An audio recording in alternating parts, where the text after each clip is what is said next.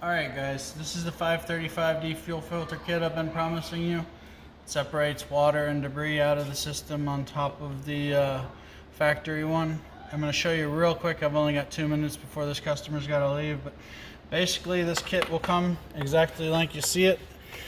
And there's only 2 screws you got to install. There's one back here. You're going to take this connection here loose. It's just a squeeze right here and it pulls out. And then you install this screw. Then you're going to install this screw. And then you're going to connect this to your stock fuel connection. You cannot get it wrong. And you're going to take this one and you're going to loop it around gently. And you're going to plug it into the other side. And then you're going to tighten down this 1/4 inch clamp.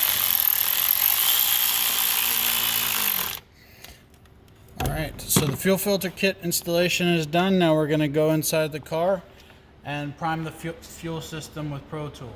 It's really important to do that, otherwise you're going to run the high pressure fuel pump dry when you try to crank it, and you might ruin your car.